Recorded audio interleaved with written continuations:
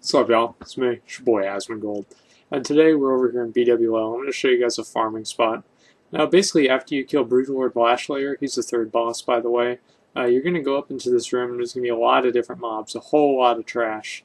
And basically, this trash is going to give you almost infinite, like, rune cloth and a lot of transmog items, and it's going to make you a lot of money. This video is sped up, obviously, as you guys can see. Before I sped it up, it was about 12 minutes, and at the end of it, you're going to see that I got over like 300 or something rune cloth. I think that was the number, like 350 or something like that. And so basically, what you do here is there's a trick to this, and you can only do this with certain classes. And the idea here is that you have to go invisible and drop combat. As soon as you drop combat, all of the mobs respawn.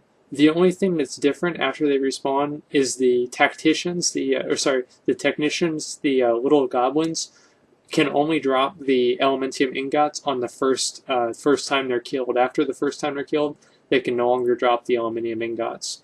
And but besides that, that's not even really what you're here for, because I mean they don't sell for shit.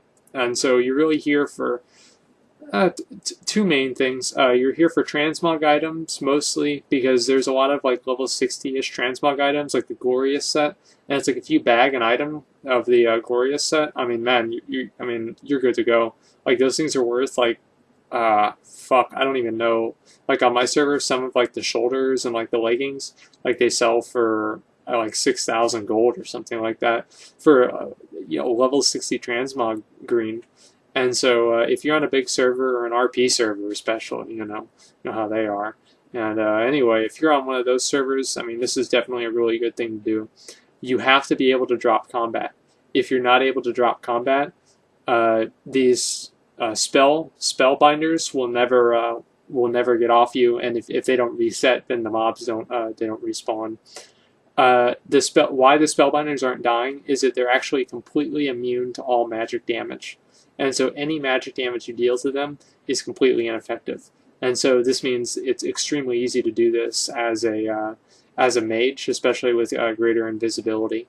Like a mage is the optimal class to do this on, because the runs or the clears take about 1.5 minutes, and that's the cooldown of invis.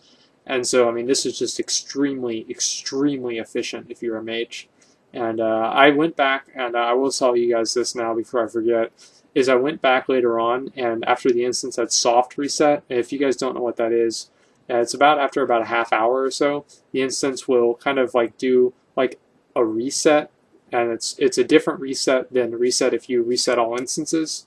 And it's like with ICC, like you have to wait for a soft reset if somebody turned off the buff, and it's a couple of things like that, and it kind of like resets all the trash back to the way it should be with that boss being cleared.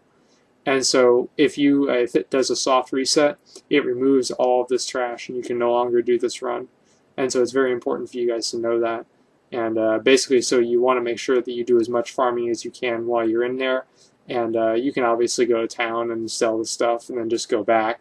I mean, it's not like you're really, like, you've got to go back and forth really fast and you can't come back. It's not that big of a deal, but at the same time, you want to be aware of it, just so you don't just like go AFK. And if you are going to go AFK while you're doing this, you want to do it inside the instance. And BWL is, of course, a 1 week lockout, and so you basically can do this once a week or as long as you want. I'm not really sure if there's another way to circumvent that right now. I didn't really find one, and so if you guys find one, let me know in the comments, and I'll put a little thing on the video, and I'll correct myself. But anyway, as you guys can see, I mean, actually, oh fuck. Well, I guess you guys can't see the loot, but if you can't, I'd say like I made like 1,000 gold, maybe a little bit more, maybe a little bit less. And this video is 12 minutes long, and so you can expect to make about 4,000 to 5,000 gold per hour doing this. If you're on a very low population server where the transmog greens are not going to sell that well, then you're probably not going to do as well in terms of profit. But if you are on a large server, you've got a really good chance of making a lot of money. Rune cloth is very cheap now. I was selling it in stacks of 20 for 9 gold. I was going to include me putting everything up and checking the prices and comparing it and showing you guys, but I mean that would have made the video way longer. And I mean, I don't want to waste y'all's time. And so anyway, as you guys can see, I mean, I'm doing this over and over and over and over, and there's obviously not a cap to it.